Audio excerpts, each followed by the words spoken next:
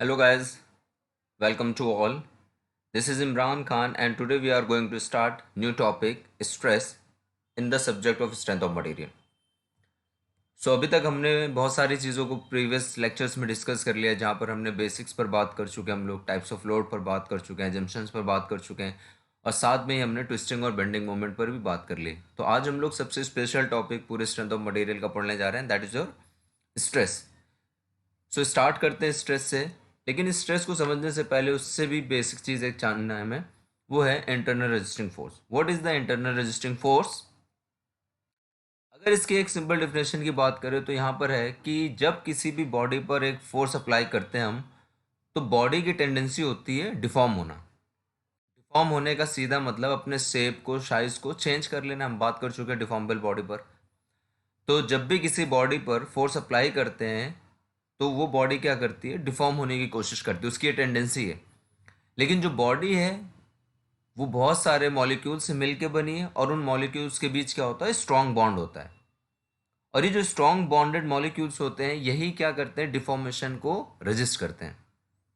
ठीक है, रजिस्ट करने का मतलब है रोकना, डिफॉर्मेशन को रोकना। ठीक, तो यहाँ पे वही लिखा है, when a force is applied on a body it will try to deform, and body is made of strongly bonded molecules which will resist the deformation। कि जब कभी भी किसी भी बॉडी के ऊपर फोर्स अप्लाई करते हैं तो बॉडी की टेंडेंसी होता है डिफॉर्म होना, लेकिन बॉडी जो है वो बहुत ज़्यादा मॉलिक्यूल से मिलके बना है जिनके बीच बॉन्ड्स होते हैं जो कि बहुत स्ट्रांग होते हैं, और यही बॉन्डिंग इस डिफॉर्मेशन के अगेंस्ट काम करता है और रेजिस्ट करता है। ठीक है, इसको समझते हैं। मान लीजिए यहाँ पर एक कोई बॉडी है। अगर इस बॉडी के अंदर हम बात करें तो इस बॉडी के अंदर दो मॉलिक्यूल्स हम लोग देख लें, कोई एक मॉलिक्यूल ये है, एक मॉलिक्यूल ये है, that is body molecule A and molecule B, और इसके बीच एक क्या है, बॉन्ड है, and this is called your bond. अब अगर इस पर कोई भी फोर्स अप्लाई करें तो क्या होगा, ये बॉडी डिफॉर्म हो जाएगी। अब अगर ये डिफॉर्म हो जाएगी तो ये जो आपके मॉलिक्यूल्स ए और बी यहाँ पे थे, ये कहाँ, यहाँ कहीं पहुँच जाएंगे। let the new position of molecules A dash and B dash, now the bond becomes like this। अब ये बॉन्ड क्या करेगा, अपने अंदर होने वाले डिफॉर्मेशन को रजिस्ट करेगा। और रजिस्ट किस तरह से करेगा कि अगर इसकी लेंथ बढ़ रही है तो इसके जो बॉन्ड्स हैं वो अपने आप को रोकने की कोशिश करेंगे, और वो इस तरह से कोशिश करेंगे कि अपनी रियल पोजीशन पर जाए, रियल पोजीशन पर जाए। ठीक है, तो कहने का क्या मतलब है कि जब कभी भी कोई बॉडी के ऊपर एक्सटर्नल फोर्स अप्लाई करते हैं हम, तो उनके बीच जो मॉलिक्यूल्स के बीच जो बॉन्ड होता है जिसको इंटर मॉलिकुलर बॉन्ड्स बोलते हैं, वो क्या करते हैं, लगने वाले फोर्स की वजह से होने वाले डिफॉर्मेशन को रेजिस्ट करते हैं। मान लो ये बॉडी, और यही रेजिस्टेंस डिफॉर्मेशन के अगेंस्ट होता है। ठीक है, तो कहने का सीधा मतलब है जब कभी किसी बॉडी के ऊपर फोर्स अप्लाई करेंगे तो वो बॉडी डिफॉर्म करने की टेंडेंसी रखता है, और क्योंकि जो मॉलिक्यूल्स हैं वो स्ट्रांगली बॉन्डेड होते हैं जो कि होने वाले रेजिस्टेंस को, होने वाले डिफॉर्मेशन को क्या करते हैं, रेजिस्ट करते हैं। इसका मतलब यहाँ पे एक सिंपल सी डिफिनेशन है इंटरनल रेजिस्टिंग फोर्सेस की या इंटरनल रेजिस्टेंस की, वो क्या है, resistance against the tendency of deformation is called internal resisting force, IRF। मतलब डिफॉर्मेशन होने की टेंडेंसी के अगेंस्ट जो रेजिस्टेंस होता है उसी को हम क्या बोलते हैं, IRF। और ये किसकी वजह से, it is because of inter molecular forces between the molecules. Molecules के बीच जो इंटरमॉलिकुलर फोर्सेज होते हैं उसी के कारण क्या डेवलप करते हैं आपके, उसी की वजह से आपको इंटरनल रजिस्टिंग फोर्सेज डेवलप करते हैं। आई होप यहाँ तक क्लियर है सारी चीज़ें। ठीक है, जैसे एक एग्जांपल के तौर पे लास्ट में इसको देखें कि अगर मान लीजिए बॉडी है, they are made of number of atoms या मॉलिक्यूल्स इस तरह से होंगे, और यहाँ पर मान लीजिए आप कोई फोर्स अप्लाई करते हैं तो इनके बीच जो बॉन्ड्स हैं यही बॉन्ड्स क्या हैं, होने वाले डिफॉर्मेशन को क्या करेंगे, रजिस्ट करेंगे in the form of internal resisting forces. That clear? हाँ, ठीक है। तो नेक्स्ट बात करते हैं अब जो स्ट्रेस है, जो हमारा बेसिक्स टॉपिक था आज का हमारा stress. What is the stress? Stress is defined as the internal resisting force offered by a body per unit area against the deformation. अभी हमने इंटरनल रेजिस्टिंग फोर्सेस की बात करी है। तो स्ट्रेस क्या होता है? तो स्ट्रेस ये होता है कि इंटरनल रेजिस्टिंग फोर्स, ये इंटरनल रेजिस्टेंस कौन देता है आपको? कोई बॉडी देती है ना, ये बॉडी। और कब देती है? जब उसमें कोई डिफॉर्मेशन होता है। तो जब कभी किसी भी बॉडी के ऊपर कोई भी फोर्स अप्लाई करते हैं तो उस बॉडी की टेंडेंसी ये होती है कि डिफॉर्म होना, लेकिन उसमें जो इंटरनल रेजिस्टिंग फोर्सेस होते हैं वो उस डिफॉर्मेशन को होने को रोकते हैं। उनकी टेंडेंसी होती है होने वाले डिफॉर्मेशन को रेजिस्ट करना, और इसी रेजिस्टेंस को अगर पर यूनिट एरिया मेजर किया जाए तो वही कहलाता है स्ट्रेस। तो एक सिंपल सी चीज को अगर समझें तो यहाँ पे जो ग्रीन कलर से लिखा है that is the simplest form of definition of stress. कि स्ट्रेस क्या? It is the internal resisting force per unit area. It is the internal resisting force, so stress is goes to internal resisting force per unit area. Is that clear? Internal resisting force per unit area, इसका मतलब internal resistance की intensity ही stress कहलाती है। So internal resisting force per unit area is called stress. ये definition अभी देख लीजिए, इसको प्रॉपरली डायग्राम के थ्रू भी समझते हैं। नेक्स्ट है, it also describes the distribution of internal forces with in the body. मतलब जो स्ट्रेस होता है वो किसी भी बॉडी के अंदर इंटरनल फोर्सेज के डिस्ट्रीब्यूशन को भी बताता है कि वो किस तरह से डिस्ट्रीब्यूटेड है। ठीक है। नेक्स्ट मोस्ट इंपॉर्टेंट पार्ट, क्योंकि स्ट्रेस जो है, स्ट्रेस कैसी चीज़ है बेटा? एक्सटर्नल फिनोमिना है कि internal phenomena? It is a internal phenomena, internal resistance. तो बॉडी के अंदर है, बाहर से कुछ नहीं दिखता है स्ट्रेस। अगर स्ट्रेस देखना है तो आपको बॉडी के अंदर जाना पड़ेगा। तो कहने का मतलब क्या है? The measurement of stress is nearly impossible because stress is internal phenomena. Stress क्योंकि इंटरनल फिनोमिना है, इंटरनल रेजिस्टेंस है, इसलिए इसको मेजर करना लगभग इम्पॉसिबल है। लेकिन स्ट्रेस को क्या किया जा सकता है? कैलकुलेट किया जा सकता है। इसका मतलब स्ट्रेस का मेजरमेंट नहीं है, मेजरमेंट पॉसिबल नहीं है स्ट्रेस का, लेकिन स्ट्रेस को क्या किया जा सकता है? कैलकुलेट किया जा सकता है with the help of strain, elastic constant etcetera. लेकिन इसका कोई मेजरमेंट नहीं है। जैसे प्रेशर को मेजरमेंट करने के लिए हमारे पास प्रेशर गेजेस हैं, स्ट्रेन को मेजर करने के लिए भी स्ट्रेन गेजेस हैं, लेकिन हमारे पास स्ट्रेस को डायरेक्टली मेजर करने के लिए कोई भी हमारे पास इंस्ट्रूमेंट नहीं है, इसलिए स्ट्रेस मेजरेबल नहीं है। स्ट्रेस को हम लोग कैलकुलेट कर सकते हैं। Is that clear? तो stress is internal resisting force per unit area, और ये रेजिस्टेंस कौन प्रोवाइड करता है, ऑफर करता है? बॉडी। किसके against? Against the deformation. So simple, stress is nothing but it is internal resisting force per unit area. ठीक है, चलिए नेक्स्ट बार अब देखते हैं इसको, स्ट्रेस को समझने के लिए सबसे पहले हम लोग कंसीडर करते हैं यहाँ पर कोई एक बॉडी है, ठीक है, जिसका क्रॉस सेक्शन कैसा है? आपको बेटा सर्कुलर क्रॉस सेक्शन है। अब हम मान लो इस पर कोई फोर्स अप्लाई करते हैं, और वो नेचर कैसा है फोर्स का? Tensile force. तो अब क्या करेगा? ये बॉडी ट्राई करेगी डिफॉर्म होने की, जिसकी वजह से इसके अंदर इंटरनल रेजिस्टेंस डेवलप होगा, सेटअप होगा, इंटरनल फोर्सेस सेटअप होंगे, जो होने वाले डिफॉर्मेशन का क्या करेंगे बेटा? विरोध करेंगे, उसको रेजिस्ट करेंगे। ठीक है। तो अब क्योंकि हम लोग स्ट्रेसेस की बात करनी, तो स्ट्रेस आउटर सरफेस पे तो दिखेगा, स्ट्रेस जो है वो इंटरनल प्रॉपर्टी, तो हमें इस बॉडी को कट करना पड़ेगा जहां पर भी हमें स्ट्रेस को देखना है।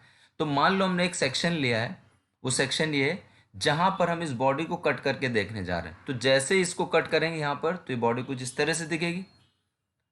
तो ये हमारा जो फेज है, ये कट करने के बाद ये क्रॉस सेक्शन यहाँ पर दिख रहा है इसे।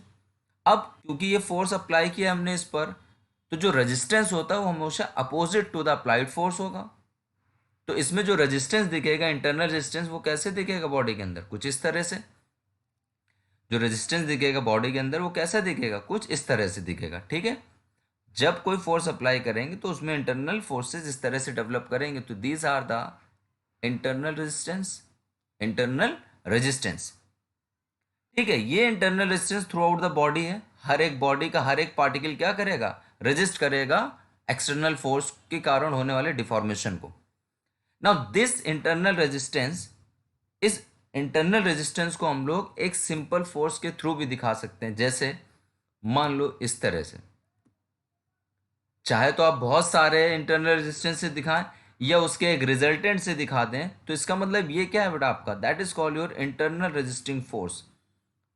That is the internal resisting force. चाहे आप ऐसे दिखाएं, चाहे बहुत सारे फोर्सेस के थ्रू दिखा दें, so this is nothing but it is internal resisting force.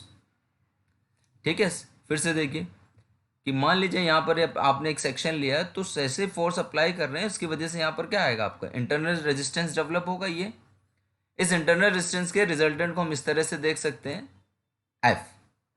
क्योंकि हम लोग स्ट्रेंथ ऑफ मटेरियल की बात कर रहे हैं, तो आपको ये पता है in the case of strength of material equilibrium condition maintain रहनी चाहिए। इक्विलिब्रियम कंडीशन क्या बोलती है,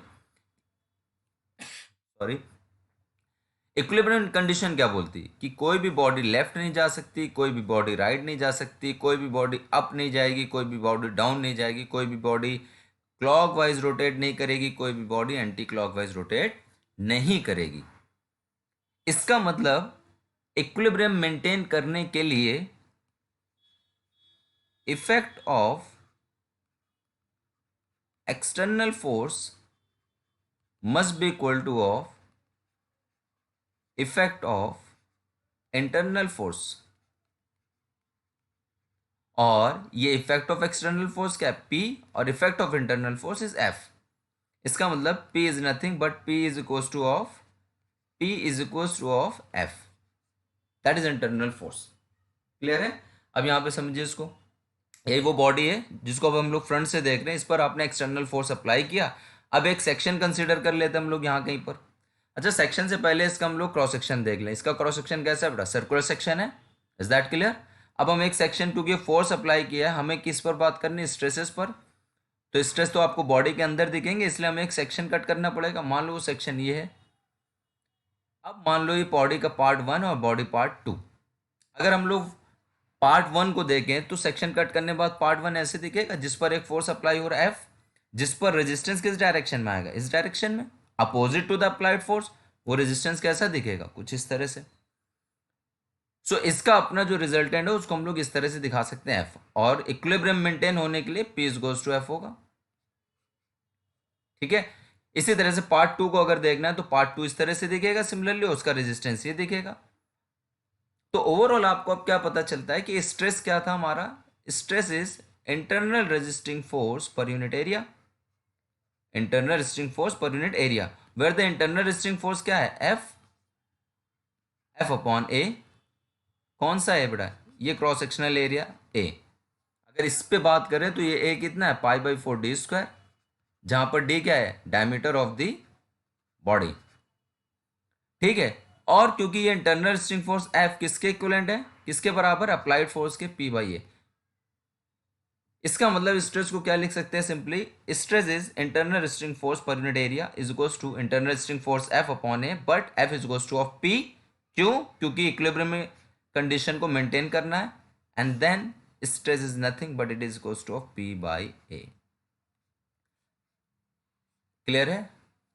जहां पर P क्या है, applied load, and A is the area of the cross section.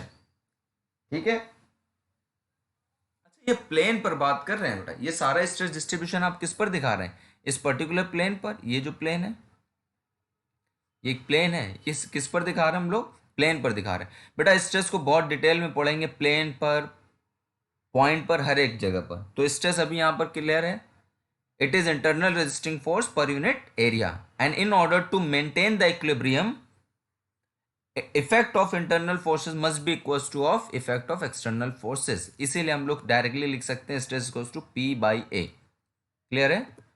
चलिए अब यहां पर देखते हैं, एक 3D बॉडी है। ठीक है, अब इस पर हमने कोई एक फोर्स अप्लाई किया। बेटा ये बहुत इंपॉर्टेंट चीज यहां पर डिस्कस करने जा रहे हैं हम लोग। ठीक है, अब उसको समझे। एक बॉडी है जिस पर हमने एक्सटर्नल फोर्स अप्लाई किया है, तो अगर इसको आप 3D ना देख के फ्रंट से देखें तो ये बॉडी कैसी दिखेगी, सामने से इस तरह की, और इसकी लॉन्गिट्यूडनल एक्सेस और लोड ऐसे दिखेंगे। क्लियर है यहां तक? तो ये फ्रंट व्यू देख रहे हैं हम लोग।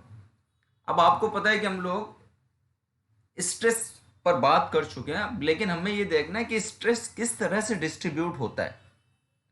ठीक है, अब मान लीजिए ये लोड है। अब मैं यहां पर अगर 3 सेक्शन कंसीडर करूं, एक सेक्शन ये बेटा पहला सेक्शन है, ये 1 1 दिख रहा है ये। एक सेकेंड सेक्शन कंसीडर करूं, रेड वाला दैट इज 2 2, एंड एक थर्ड सेक्शन कंसीडर करूं, थर्ड येलो वाला दैट इज 3 3। तो अगर मैं बोलूं सबसे करीब सेक्शन कौन सा है लोड के, तो आप बोलेंगे section 1 is the nearest section two the load. Load के सबसे करीब कौन सा है? सेक्शन 1।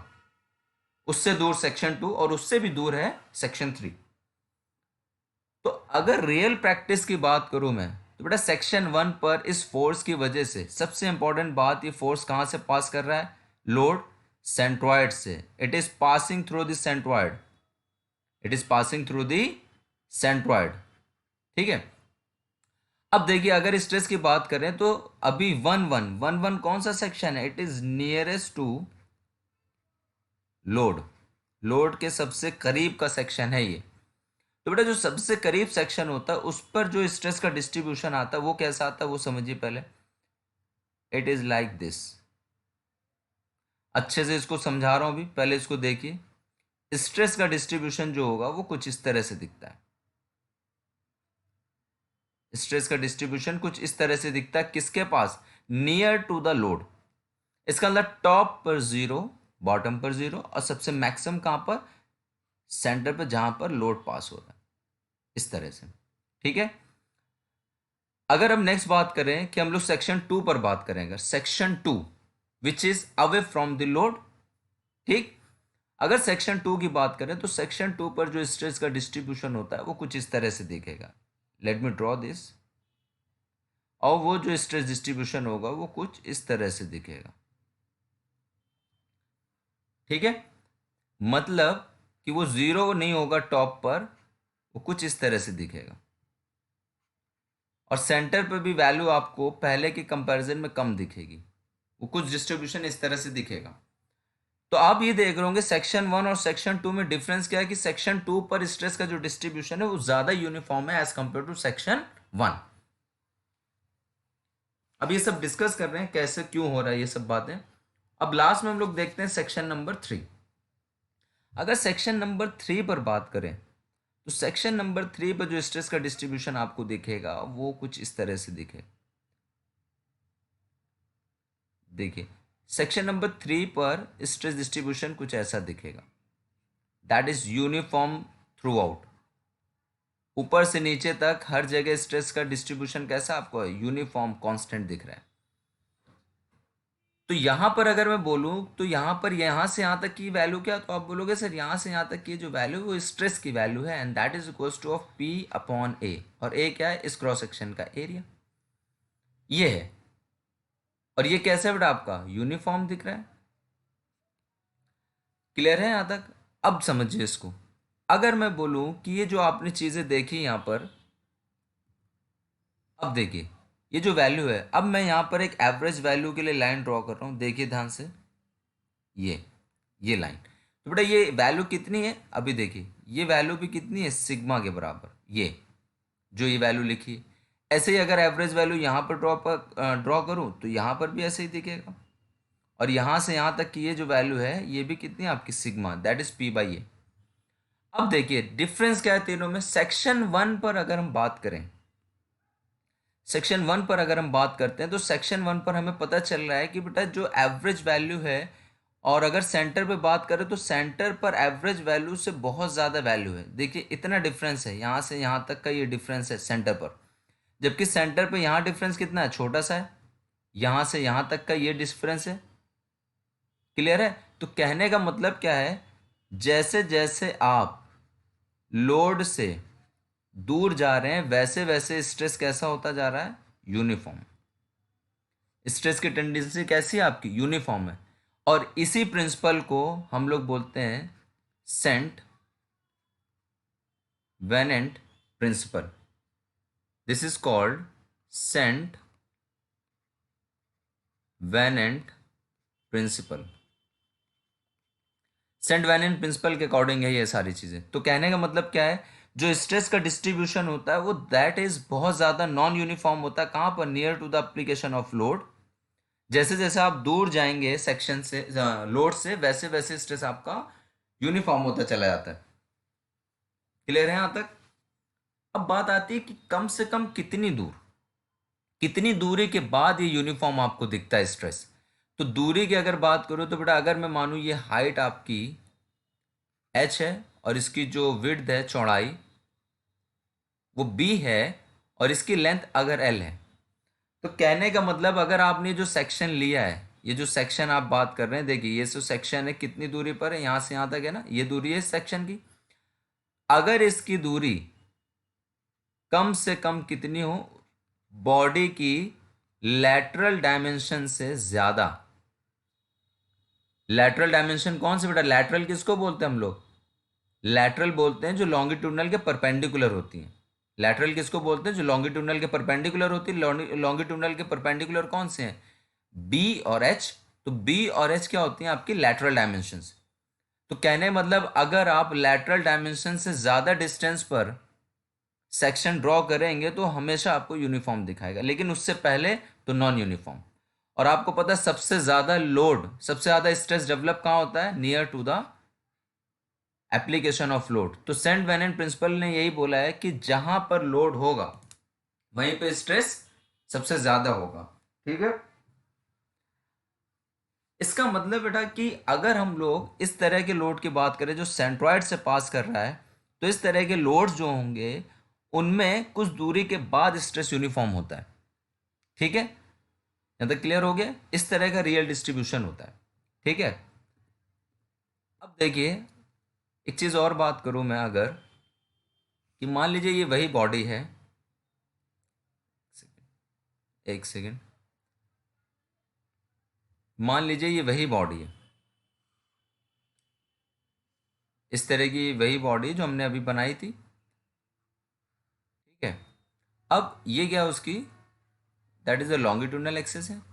ठीक, अच्छे से समझिए इसको, this is the longitudinal axis. ठीक, अब मैं बोलूं कि मेरे पास एक प्लेट है, मेरे पास एक प्लेट है कुछ इस तरह की है, उसको देखिए तो अभी क्लियर हो जाएगा मैं क्या बोलना चाह रहा हूँ आपको। ठीक, मान लीजिए मेरे पास एक प्लेट है, वो प्लेट इस तरह की, देखिए वो प्लेट कुछ इस तरह की है। ठीक है, तो वो प्लेट अगर मैं यहाँ पर लगाना चाहूँ तो वो प्लेट इस तरह से लग जाएगी। ठीक है, वो प्लेट कुछ ऐसी लग जाएगी, वो प्लेट मैंने यहाँ पर लगा दी इस तरह से। अच्छा, वही प्लेट मैं यहाँ पर लगा दूँ अगर, तो प्लेट यहाँ पर कुछ इस तरह से दिखेगी आपको। ठीक है, यहाँ तक क्लियर है। अब बताइए अगर मैं अब यहाँ पर एक फोर्स लगाऊं अब इस प्लेट के ऊपर, तो बेटा इस प्लेट पर ऊपर फोर्स ये लगने पर इस प्लेट की वजह से ये फोर्स क्या होगा, इस सरफेस पर यूनिफॉर्मली डिस्ट्रीब्यूट होगा। इसका मतलब अगर मैं बोलूं बेटा ये प्लेट इस बॉडी पर कैसे फोर्स लगाएगा, आपको आप बोलोगे सर यूनिफॉर्म फोर्स रहेगा, हर जगह फोर्स होगा इसकी बॉडी के, यहां पर भी हर जगह फोर्स होगा इस तरह से। ये चीज क्लियर है। जबकि प्रीवियस केस में क्या था बेटा, यहां पर देखिए प्रीवियस वाले केस में केवल और केवल लोड कहां से, सेंट्रॉइड पता एक तरह से पॉइंट लोड की तरह काम कर रहा था वो। लेकिन इस केस में अगर हम बात करें तो इस केस में कैसा है, इस केस में ये सीन है कि यहां पर हम लोग यूनिफॉर्मली डिस्ट्रीब्यूटेड टाइप का लोड अप्लाई कर रहे हैं बॉडी के ऊपर। तब उस केस में बेटा आप कहीं भी सेक्शन लीजिए, यहां सेक्शन लीजिए, सेक्शन 2 लीजिए, सेक्शन 3 लीजिए, कहीं पे भी सेक्शन लें, हर जगह स्ट्रेस का डिस्ट्रीब्यूशन कैसा होगा, यूनिफॉर्म। मतलब देखो बेटा यहाँ पे भी स्ट्रेस, सॉरी बेटा ये टेंसाइल नेचर कंप्रेसिव है, तो लेट मी क्लियर, फिर से मुझे जनरेट करने दो, एक सेकंड। ठीक है, अब देखो, अब आप सेक्शन कहीं भी लो, सेक्शन आप कहीं भी लें, लेकिन इस बार लोड कैसा है, इस बार लोड बेटा यूनिफॉर्मली डिस्ट्रीब्यूटेड टाइप है, लगने वाले सरफेस पर यूनिफॉर्मली डिस्ट्रीब्यूटेड लोड है, पूरी जगह लोड लग रहा है। उस केस में कैसे ये दिखेगा उस पर हम बात कर रहे हैं। ठीक है, अब मान लो हमने कहीं भी सेक्शन ले बेटा, अगर हम लोग यहाँ 1 1 सेक्शन लें तो 1 1 सेक्शन पे भी स्ट्रेस का डिस्ट्रीब्यूशन कैसा होगा बेटा, क्योंकि लोड कंप्रेसिव है तो अपोजिट टू द लोड होगा इस तरह से। सेक्शन 2 2 बात करें तो सेक्शन 2 पर भी स्ट्रेस कैसा दिखेगा, यूनिफॉर्म। सेक्शन 3 3 पर भी यूनिफॉर्म, हर जगह स्ट्रेस कैसा होगा, यूनिफॉर्म होगा। जबकि प्रीवियस केस में देखिए बेटा, प्रीवियस केस में ये इसलिए हो रहा था क्योंकि ये जो अप्लाइड लोड था वो लगने वाले सरफेस पर यूनिफॉर्मली डिस्ट्रीब्यूटेड नहीं था, it was acting like a point load. अगर इस तरह का लोड है सेंट्रॉइड से पास हो रहा तो उस केस में कुछ दूरी के बाद स्ट्रेस यूनिफॉर्म होता है, जबकि उससे पहले वो नॉन यूनिफॉर्म रहेगा। Is that clear? और ऐसा क्यों है? क्योंकि सेंट वेनेंट प्रिंसिपल के अकॉर्डिंग जहां पर लोड होगा वहीं पर स्ट्रेस सबसे ज्यादा डेवलप करता है। इसीलिए देखेंगे सेंटर पार्ट पे सबसे ज्यादा डेवलप कर रहा है, जैसे जैसे आप ऊपर की तरफ जा रहे हैं वैसे वैसे स्ट्रेस की वैल्यू कम होती चली जा रही। Is that clear? ठीक है। और ये कब पॉसिबल है? जब, हाँ, जब आपका ये जो लोड है वो यूनिफॉर्मली डिस्ट्रीब्यूटेड है। कहां पर? प्लेन पर। वो एज अ पॉइंट लोड नहीं है। क्लियर है यहां तक? आई होप ये सब क्लियर होगा आपको। ठीक है। हाँ, तो सिंपल था। That was the stress is nothing but it is internal resisting force per unit area. ठीक है बेटा, अभी हम लोग आगे चल के और भी बात करेंगे। स्ट्रेस एट अ पॉइंट क्या होगा, स्ट्रेस किसी सरफेस पर क्या होगा, वो सारी चीजें देखेंगे। यहां तक तो ये स्ट्रेस है और सेंट वेनेंट प्रिंसिपल भी हमने देखा है। नेक्स्ट बात करते हैं यूनिट ऑफ द स्ट्रेस की। अगर हम लोग यूनिट ऑफ द स्ट्रेस की बात करें तो यूनिट ऑफ द स्ट्रेस क्या होती है? Pascal. That is your pascal. Unit of stress is pascal. Pascal, देखिए ध्यान से, 1 pascal is equal to 1 newton per metre square. Clear है? सिंपल सी यूनिट है। Unit of this stress is pascal. Pascal that is your 1 newton per metre square. ठीक है। Next, 1 kilo pascal, kilo मतलब 10⁻³ तो 1 किलो पास्कल इज 10⁻³ इसी तरह से mega, M is the indication of mega, mega मतलब 10⁻⁶। ठीक है, ध्यान रखेंगे कि 1 मेगा पास्कल और मेगा मतलब 10⁻⁶, so it can be written as 1 × 10⁻⁶ pascal. और 10⁻⁶ पास्कल, पास्कल मतलब newton per metre square, newton per metre square. और इसी को अगर आप कन्वर्ट करेंगे तो ये हो जाएगा 10⁻⁶ न्यूटन पर mm² इंटू 10⁻⁶, और 10⁻⁶ और 10⁻⁶ cancel out, so it is n/mm²। सो 1 mega pascal is equals to 1 newton per mm²। ठीक है। इसी तरह से गीगा, गीगा मतलब 10⁹, so 1 giga pascal is equals to 10⁹ newton per metre square. Clear है? कभी कभी आपको ये यूनिट भी दे देता है कि 1 kg force per centimetre square, तो 1 kg force per centimetre square is equals to 9.81 into 10⁴ pascal. ठीक है। It is somewhat in MKS unit. ठीक है। कभी कभी आप लोग यही पास्कल्स को आप लोग बेटा फ्लूइड में डाइन भी यूनिट देखते हैं, है ना? देखा होगा आपने सीजीएस यूनिट, उसमें होता है आपका dyne, dyne per centimetre square. और dyne per centimetre square is nothing but it is equals to 0.1 pascal. 0.1 pascal. Clear है? अब यहां पर बात करते हैं, इससे पहले बेटा इसको क्लियर कर दें, यहां तक नोट कर लेंगे इसको। अब देखिए द मोस्ट इंपॉर्टेंट पार्ट, ये कई बार आपके एग्जाम में पूछा गया, डायमेंशनल फॉर्मूला ऑफ स्ट्रेस।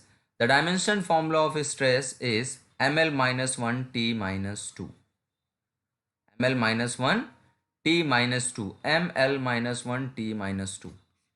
ठीक है। और ये डायमेंशनल फॉर्मूला कहाँ से आया है? न्यूटन पर मीटर स्क्वायर से। Is that clear? तो ये बहुत इंपॉर्टेंट है, इसको याद रखेंगे, बहुत बार पूछा जाता है। तो जहां जहां पास्कल जिसकी यूनिट है उसका डायमेंशनल फॉर्मूला क्या होगा? ml-1t-2। क्लियर है? चलो अब नेक्स्ट बात करते हैं हम लोग। स्ट्रेस हमने बात कर लिया है। ठीक है, अब बात करते हैं हम लोग स्ट्रेंथ की। देखिए स्ट्रेस हमने बात कर लिया। ठीक है, फिर से मैं रिपीट कर रहा हूं, स्ट्रेस, स्ट्रेस क्या था sir? Stress was internal resisting force per unit area, that was the stress. और सर यूनिट क्या थी? सर यूनिट इसकी थी पास्कल और न्यूटन पर मीटर स्क्वायर। ठीक है। अब बात करते हैं हम लोग स्ट्रेंथ की, कि स्ट्रेंथ क्या होता है। अगर स्ट्रेंथ की बात करें, strength it is the measure of stress a material can withstand without failure. इसको समझे, क्या चीज है स्ट्रेंथ? क्या है? It is the measure of stress measure मतलब क्या होता है? मापना, मेजर करना। किसको? स्ट्रेस के, स्ट्रेस के मेजरमेंट को। और स्ट्रेस की कौन सी वैल्यू को? मैक्सिमम वैल्यू को। ध्यान से सुनिए, it is a major of stress a material can withstand without failure. ठीक है, इसका मतलब मटेरियल के बिना फेल हुए स्ट्रेस की मैक्सिमम वैल्यू का जो मेजरमेंट होता है वही क्या कहलाता है? स्ट्रेंथ कहलाता है। इसकी एक सिंपल डिफिनेशन क्या है वो देखिए, वो है इट इज द मैक्सिमम और limiting value, it is the maximum और limiting value of stress that a material can withstand और resist without any failure. Withstand का मतलब बेटा उसको झेलना, उसको बेयर करना।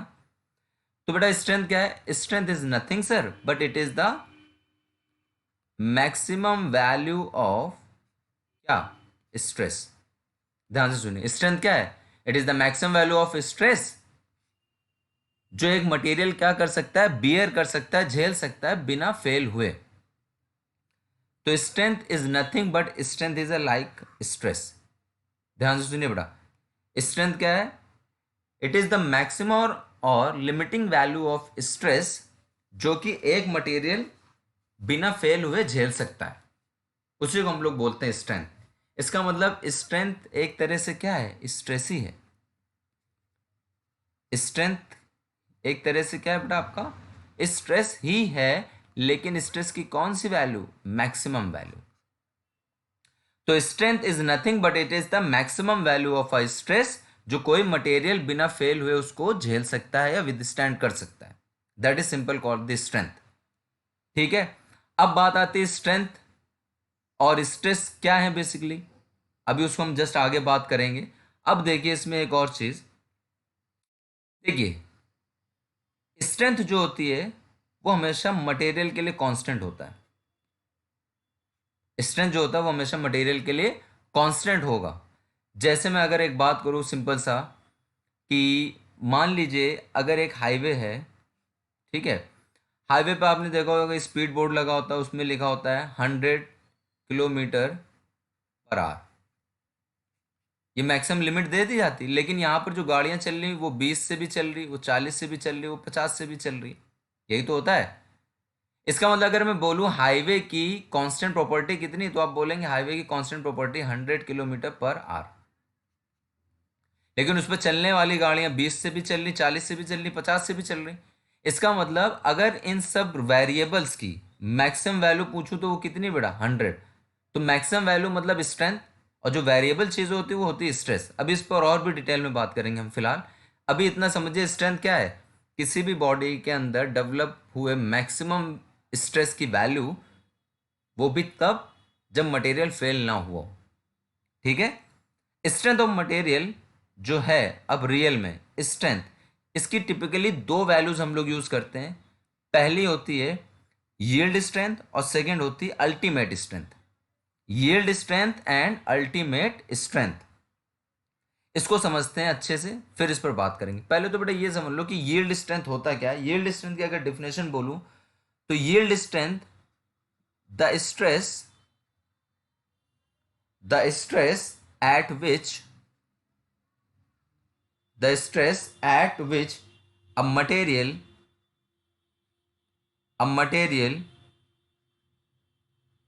begins to deform plastically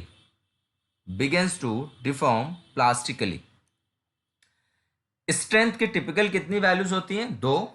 पहली है यील्ड स्ट्रेंथ और दूसरी है अल्टीमेट स्ट्रेंथ। यील्ड स्ट्रेंथ किसको बोलते हैं? वो स्ट्रेस की वैल्यू जिस पर मटेरियल प्लास्टिकली डिफॉर्म करना स्टार्ट कर देता है।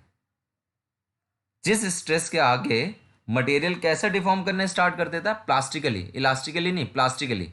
परमानेंट डिफॉर्मेशन स्टार्ट हो जाए जिस पॉइंट के आगे, उसी को बोलते हैं यील्ड स्ट्रेंथ। क्लियर है यहां तक? अभी हम लोग डायग्राम के थ्रू समझ रहे हैं। अल्टीमेट स्ट्रेंथ किसको बोलते हैं? It is the maximum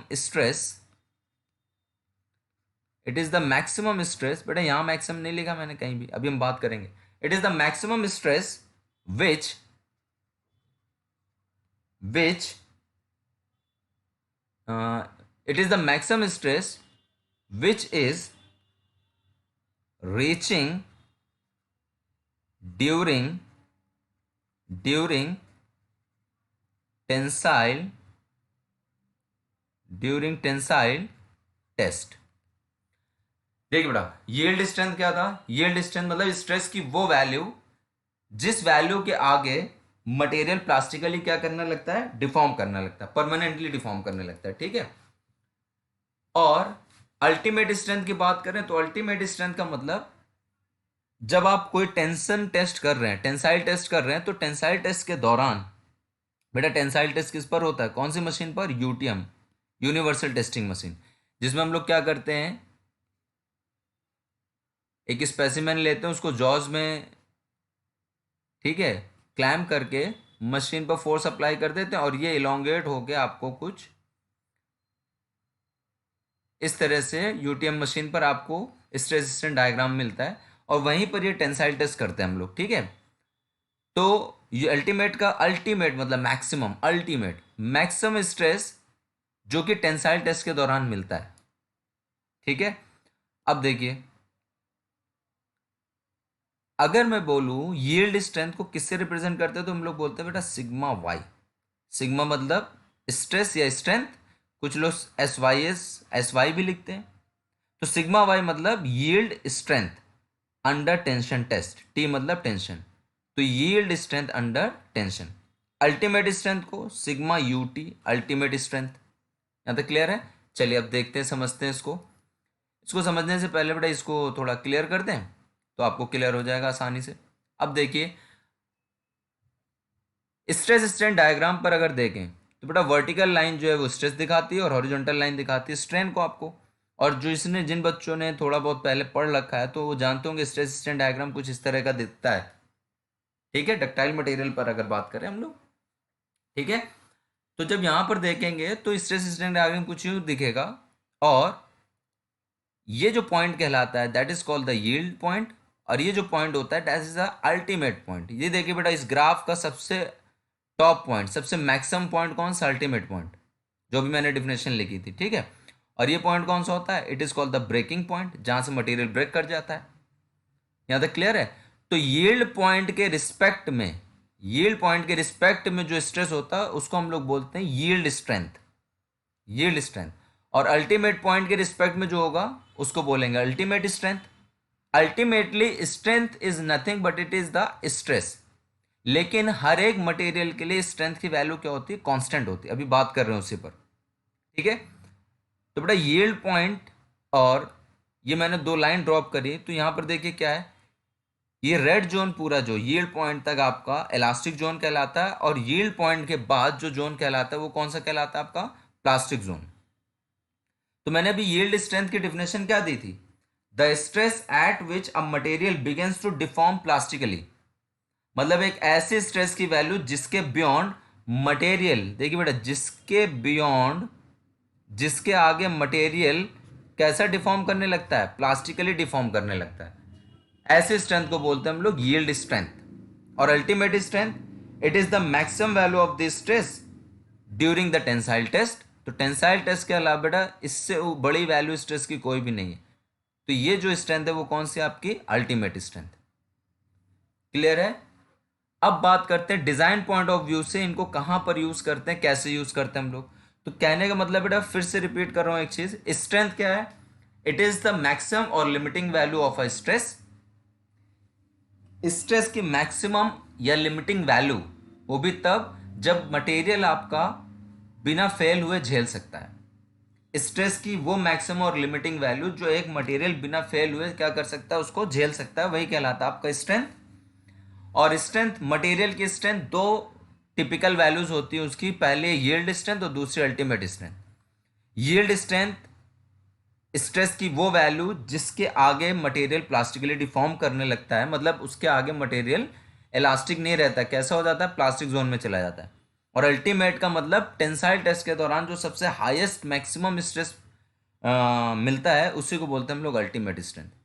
symbols हैं sigma Y T and sigma you T. अब बात करते हैं हमारे पास कितने तरह के मटेरियल्स होते हैं। हमारा मटेरियल या तो हो सकता है डक्टाइल या फिर हो सकता है ब्रिटिल। बेटा यहाँ पे एक छोटी सी चीज डिस्कस कर रहे हैं, ये सब चीजें हम लोग डिटेल में आगे पढ़ेंगे। फिलहाल यील्ड स्ट्रेंथ हमेशा generally most of the case with respect to ductile material डील करते हैं, डक्टाइल मटेरियल, और ultimate strength with respect to brittle materials, with respect to brittle materials. ठीक है, क्योंकि ब्रिटिल मटेरियल में बेटा कोई भी परमानेंट डिफॉर्मेशन तो होता नहीं, तो परमानेंट डिफॉर्मेशन नहीं है तो इसका मतलब उसमें यील्डिंग भी नहीं होती, इसलिए उसको यील्ड स्ट्रेंथ हम लोग ट्रीट नहीं करते ब्रिटिल में। ब्रिटिल मटेरियल कौन से होते हैं बेटा, जिनमें कोई भी डिफॉर्मेशन ना हो, प्लास्टिक डिफॉर्मेशन ना हो।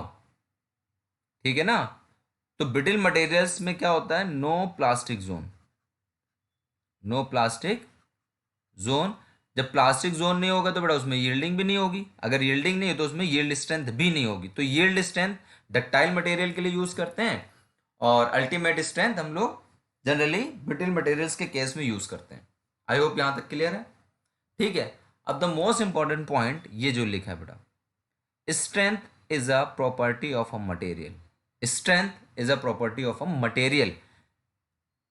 जबकि स्ट्रेस जो है बेटा वो वेरिएबल होता है, ध्यान से सुनिए पहले, स्ट्रेस वेरिएबल होता है जबकि स्ट्रेंथ कैसा होता है, मटेरियल की प्रॉपर्टी है। मटेरियल की प्रॉपर्टी मतलब constant with respect to material, मतलब कि जब तक मटेरियल नहीं चेंज होगा तब तक उसकी स्ट्रेंथ नहीं चेंज होगी।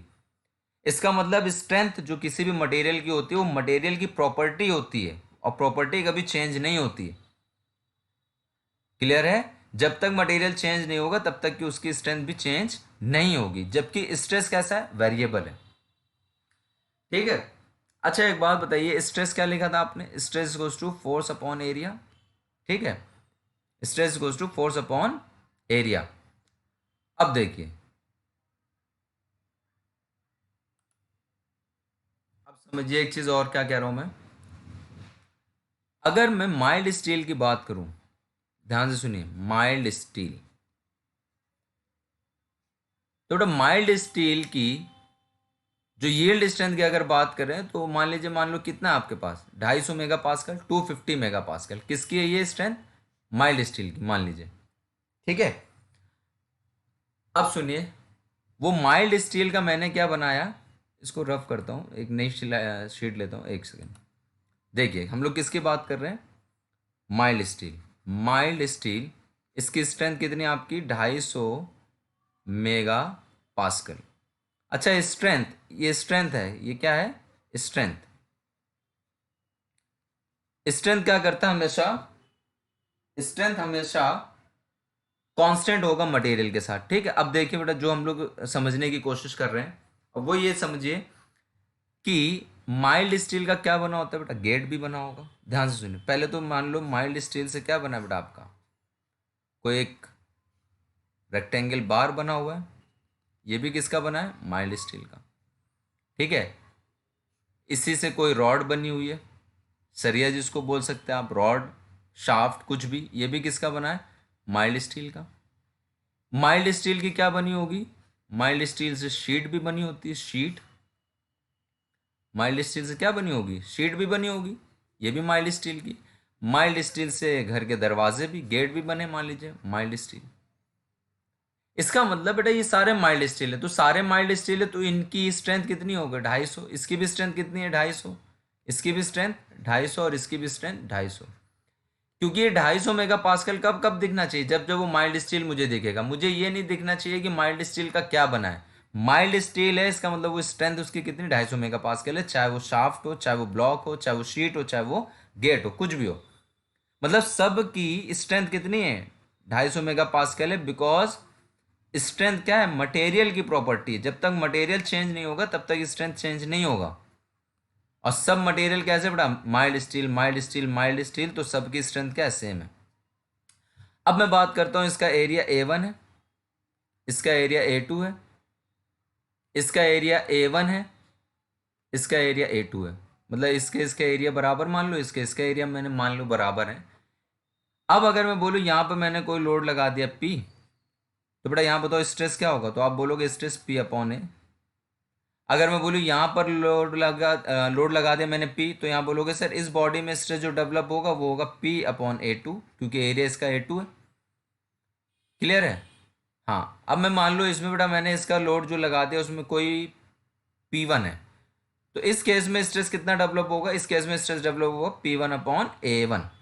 अब बताओ बेटा पी अपॉन ए वन, ये स्ट्रेस वन टू और three, body one body two body three. तो अब ये बताइए क्या A one is equal to of A two है? नहीं।